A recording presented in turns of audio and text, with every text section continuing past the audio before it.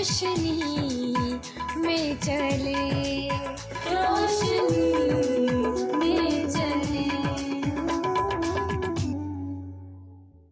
जी नाज़रीन, मैं आपकी मेज़बान सैरी श्रोफन प्रोग्राम कलाम की रोशनी में आपको एक बार फिर खुशामदीद कहती हूँ। जिस तरह से आप जानते हैं, हमने बड़ी ख़ास और अहम सीरीज़ का आगाज़ किया है, ईमान की बुनियादें, जिसमें हम बड़े ख़ास मौजू पर बात करते हैं। और आज भी बड़ा अहम और ख़ास मौजू है जो कि है कफ़ारा। इन बातों को सीखेंगे और इन बातों पर आज हम गुफ्तगू करेंगे। और आज एक बार फिर मेरे साथ मोहतरम आली जनाब पादरी अजीज़ अनवर हैं। पादरी साहब, आज के प्रोग्राम में मैं आपको खुशामदीद कहती हूँ। हाँ, बहुत शुक्रिया उस फहरिश आपने इस इंतहाई अहम मज़मून को आज का गुफ्तगू का मौजू बनाया है, जिसके बारे में लोग बड़े अभाम का और बेगुटीज का शिकार है।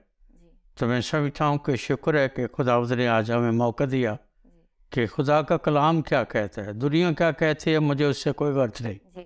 खुदा का कलाम हमें क्या सिखाता है, हम उसकी रोशनी में आज इस मज़मून के ताल्लुक़ से सीखेंगे। इसलिए मैं आपका और आपके अदारे का बेहद शुक्रगुज़ार। जी शुक्रिया। जी पादरी साहब, आज के बड़े ख़ास और अहम मौजू का मैं आपके सामने पहला सवाल रखना चाह रही हूँ कि क्या कफ़ारा हमारे लिए सिर्फ़ एक मिसाल है? इसके बारे में बताइएगा। हाँ, बहुत शुक्रिया। मैं इससे पहले कि हम आज के इस मौजू के आपके सवाल के ताल्लुक़ से इस मौजू से सीखें, क्यों ना हम बाइबल मुक़द्दस में से इस मज़मून के ताल्लुक़ से जो लिखा गया है उसको पहले पढ़ें, ताकि फिर हम अच्छे तरीके से सीख सकें। बिल्कुल। यहाँ लिखा है रोमियों के ख़त के 5वें बाब की, हम 5वें आयत से पढ़ते हैं, क्योंकि रूल कुद्स जो हमको बख्शा गया है उसके वसीले से खुदा की मोहब्बत हमारे दिलों में डाली गई है। क्योंकि जब हम कमज़ोर ही थे तो ऐन वक्त पर मसीह बेदीनों की खातर हुआ। किसी रासबास की खातर भी मुश्किल से कोई अपनी जान देगा, मगर शायद किसी नेक आदमी के लिए कोई अपनी जान तक दे देने की जुर्रत करे। लेकिन खुदा अपनी मोहब्बत की खूबी हम पर यूँ जाहिर करता है कि जब हम गुनहगार ही थे तो मसीह हमारी खातर मुआ। बस जब हम उसके खून के बायस अब रासबास ठहरे तो उसके वसीले से ग़ज़ब-ए इलाही से ज़रूर ही बचेंगे, क्योंकि बावजूद के दुश्मन होने के खुदा ने वो अपने बेटे की मौत के वसीले से हमारा मेल हो गया। तो मेल होने के बाद तो हम उसकी ज़िंदगी के सबब से ज़रूर ही बचेंगे। आपका सवाल ये है कि क्या खुदा ने ये जो मसीहत की बुनियादों में कफ़ारा है जी, वो हमारे लिए सिर्फ़ एक मिसाल है या एग्ज़ाम्पल है? ये बिल्कुल वो सोच है जो कि इब्लीस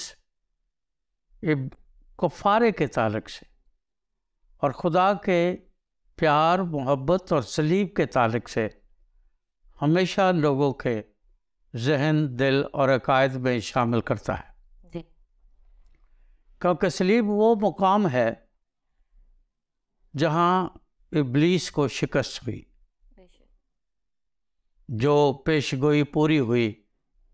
पैदाइश की किताब उसका 3रा बाब उसकी 15वीं आयत में खुदा ने इब्लीस को सज़ा दी और कहा कि मैं तेरे दरमियान और औरत के दरमियान अदावत डालूँगा, तो जो औरत की नस्ल से होगा वो तेरे सर को कुचलेगा और तू उसकी एड़ी पर काटेगा।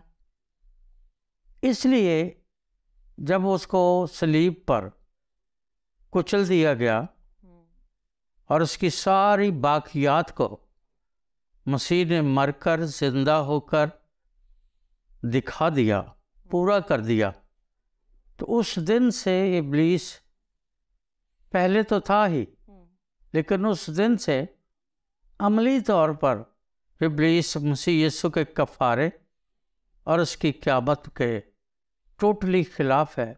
और जब हम उसके कफ़ारे की बात करते हैं तो फिर इब्लीस जो है वो भड़क उठता है। उसके बेशुमार जो चेले हैं, जो उसके मुवक्किल हैं, जो उसकी शरारत की फ़ौजें हैं, रूहानी फ़ौजें जिन्हें कहा गया है, वो सब उस ईमानदार के ख़िलाफ़ खड़ी हो जाती हैं जो मसीह की सलीब और कफ़ारे और उसकी मौत और जी उठने की बात करता है।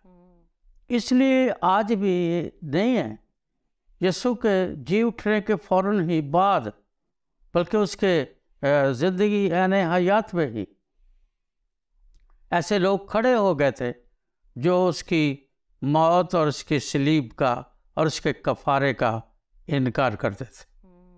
तो ये हमारा अपना ख्याल या हमारा अपना मन घड़त कोई नज़रिया या कोई अकीदा नहीं है। ये हमारा वो अकीदा है जिसको बाइबल मुक़द्दस की हर किताब पेश करती है। मैंने पहले भी जिक्र किया था कि मसीह यीशु के ज़ात अक़दस के बारे बाइबल मुक़द्दस में पुराने अहदनामे में सिर्फ 300 से ज़्यादा पेशगोइयाँ या प्रेडिक्शंस हैं। जी, पहले भी और उनमें से उसके इस अदालत और कफ़ारे और सलीब के ताल्लुक से उसमें 35 पेशगोइयाँ सिर्फ उनका ताल्लुक अदालत के ट्रायल से, और उसकी सारे वो बातें जब वो यरूशलेम में दाखिल हुआ उस दिन से लेकर जी उठने और बाद के वाक़यात के बारे 35 से ज़्यादा पेशगोइयाँ उस एक हफ्ते में पूरी हुई। और जब पूरी हुई तो फिर लोगों को ये जानने को, सीखने को मिला, अहले ईमान को, जैसे अमावस की राह पर उन दोनों शख्सों ने यीशु के साथ ही गुफ्तगू करते हुए कहा कि हमें यकीन था कि हमें मखलसी यही दिलवाएगा, मगर उन्होंने साजिश करके उसे मार डाला। तो ये जो है, ये हमारा ख्याल या हमारी सोच या मसीहों का नज़रिया नहीं है। ये बाइबल मुक़द्दस की बुनियादी तालीमात में से एक बुनियादी पत्थर है जिस पर आज मसीही ईमान खड़ा है। क्योंकि हम जब अपने रसूलों के अकीदा को दोहराते हैं तो वहाँ लिखा है कि उसने पैंतुस पिलातुस की हुकूमत में दुख उठाया, वो मसलूब हुआ, वो मर गया, वो आलबेरवा में उतर गया, वो तीसरे दिन मुर्दों में से जी उठा, वो आसमान पर चढ़ गया जहाँ वो खुदा कादर मुतलक बाप के दाहिनी तरफ बैठा है, जहाँ से लिखा है वो जिंदों और मुर्दों की अदालत करने को आएगा। और इब्लीस और उसके कारिंदे और आज दुनिया के लोग जो इस कफ़ारे का इनकार करते हैं, उसकी वजह ये नहीं है कि मसीही कहते हैं कि जी ये एक नज़रिया है, उसकी वजह ये नहीं है।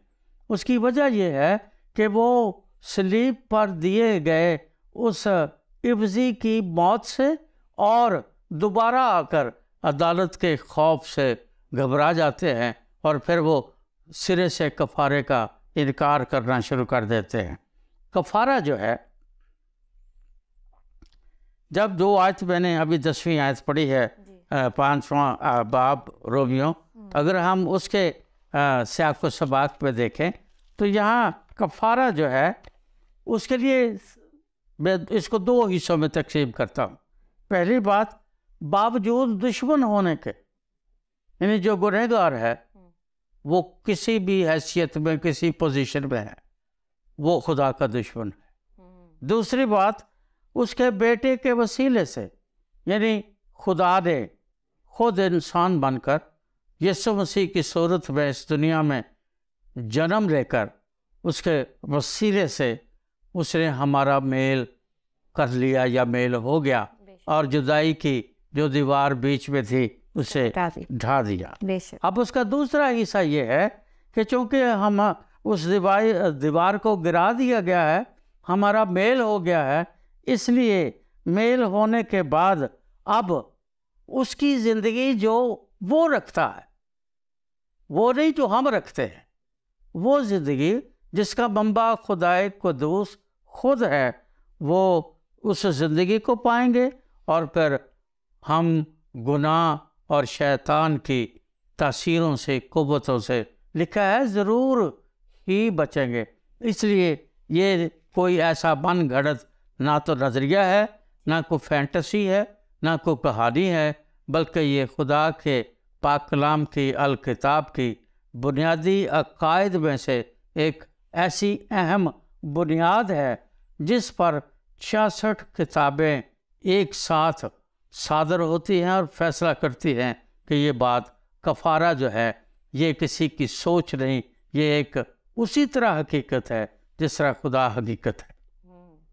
थैंक यू पादरी साहब, बड़ी खूबसूरती के साथ आपने इस सवाल का जवाब दिया है कि ये कोई मिसाल नहीं है, ये हकीकत है और जिसे जुटला नहीं हम सकते। और बड़ी खूबसूरत पास्टर बिली ग्राहम अपने मैसेज में बात करते हैं, हमारा मैसेज या हमारा सरमन कंप्लीट ही कफ़ारे के सबब से होता है कि खुदा ने जो है अपने बेटे को इस जहान में भेजा और उसने अपनी जान का कफ़ारा देकर हमें ख़रीद लिया है। और मैं एक किताब पढ़ रही थी लुइस बर्कहाफ की, और उसमें लिखा है कि हम ये ना समझें कि खुदा गुनहगारों के सबब से मोहब्बत रखता है, बल्कि कफ़ारा उसकी मोहब्बत का इजहार है। बड़ी खूबसूरत बात उन्होंने की थी।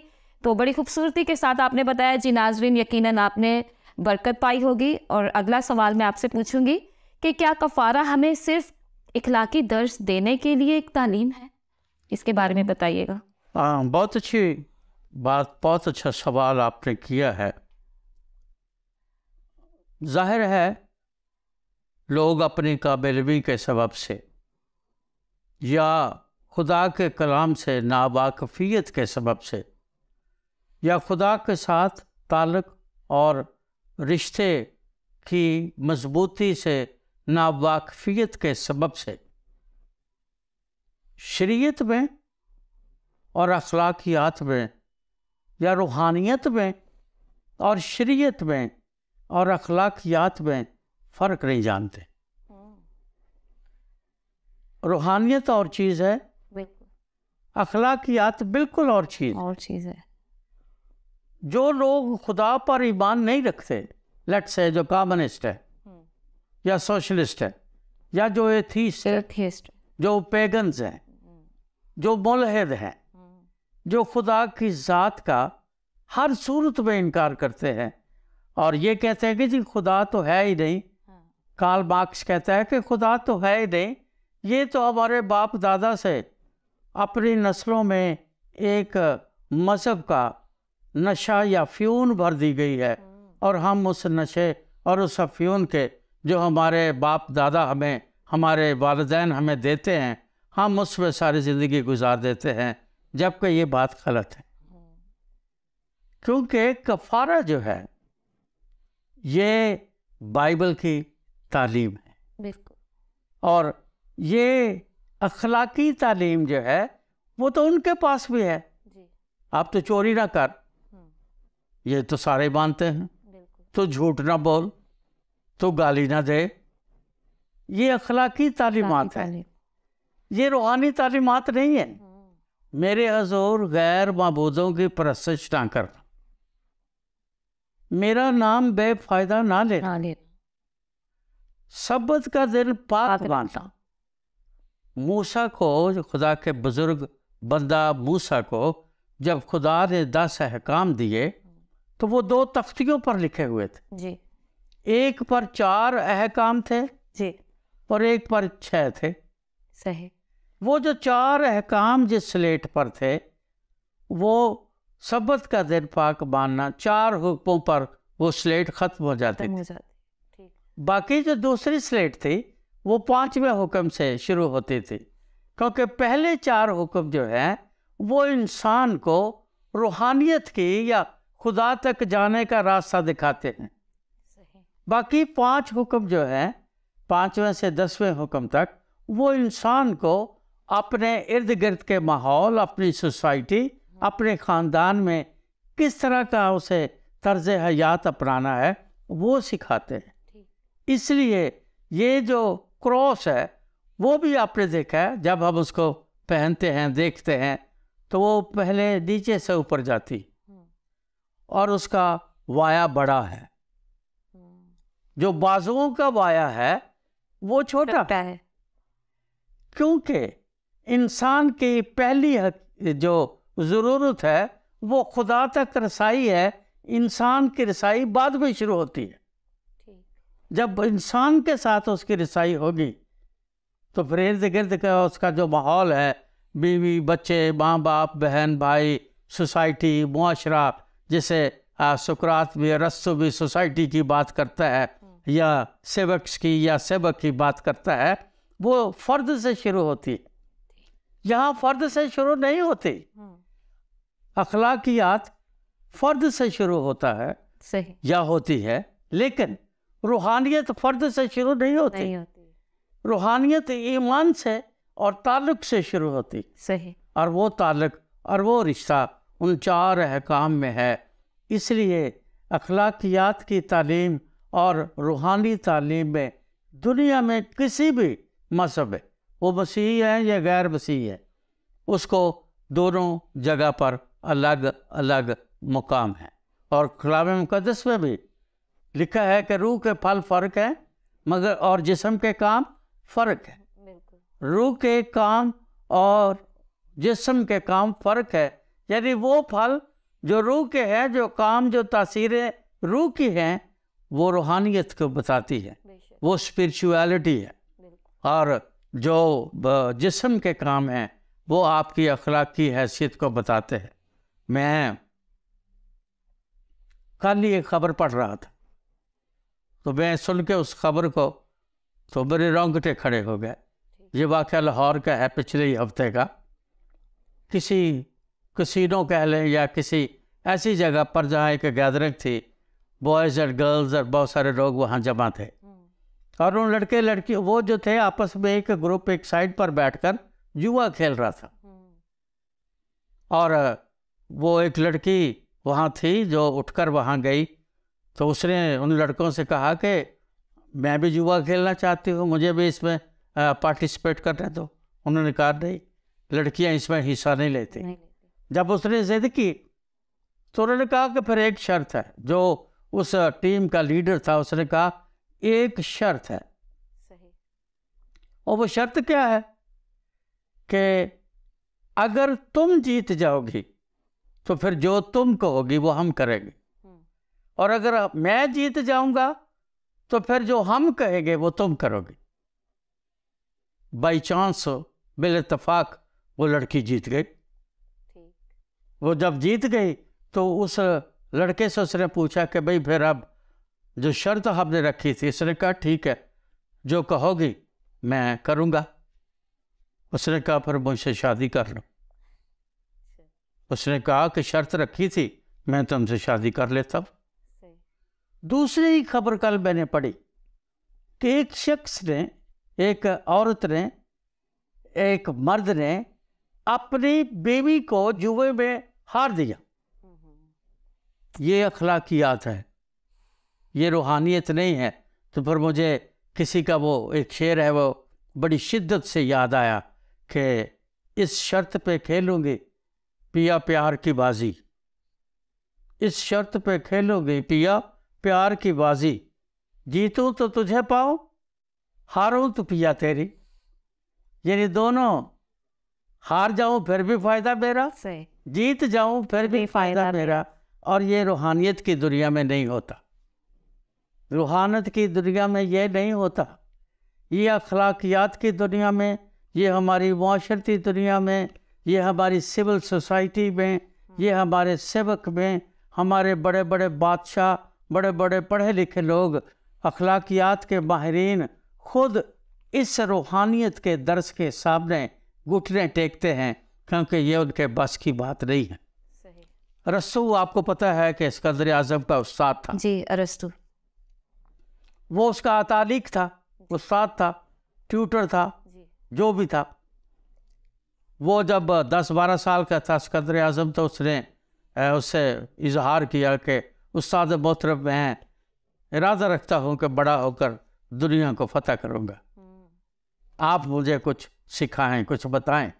उसने कहा मैं रोज़ तुम्हें बहुत कुछ बताता हूँ, पर एक मेरी बात याद रखना, जिंदगी में अगर तुम दुनिया को पता करना चाहते हो तो किसी औरत से कभी इश्क मोहब्बत और उसके प्यार में न पड़ना।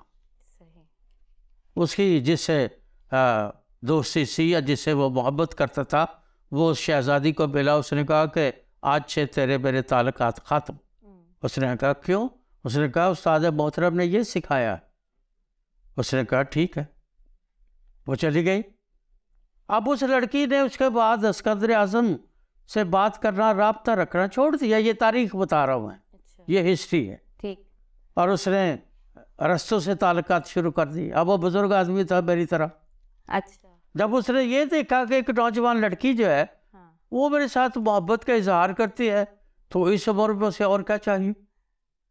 वो उसके इश्क में गिरफ्तार हो गया। अच्छा। एक दिन उसने सिकंदर आज़म से एमरजेंसी में मुलाकात की। उसने कहा कि कल अपने महल की फरां खिड़की से बाग के उस हिस्से भी की तरफ देखना, सिर्फ इतने से इतने बजे तक। उस लड़की ने रस्सू को वहाँ बुलाया और वहाँ उसे बुलाकर उससे नाराज़ हो गया ऐसे ही खामखा। उसने कहा, उसको मनाने लगा। उसने कहा मैं तब मानूंगी, मैं मानूंगी तो मुझसे प्यार करते हो कि तुम यहाँ मेरा घोड़ा बनो, मैं ऊपर बैठूंगी और तुम इस फुआरे के इर्द गिर्द, इस फाउंटेन के इर्द गिर्द चक्कर लगाओगे। फिर उसको मिली। उसने कहा ये है तेरा उस्ताद, ये उसकी अखलाकी तालीम है, ये उसकी तालीम है। इन तालीमात पर तू अमल करेगा। वो उस्ताद जो खुद अपनी बातों को खुद सिखा के निगेट करता है, उनको रद्द करता है, ये तेरा तालीक है। वो सारी ज़िंदगी उसका तालीक रहा, लेकिन सिकंदर आज़म ने फिर इस अखलाकी तालीम से तौबा कर ली। फिर वो रूहानियत की तालीम की तरफ माइल हुआ।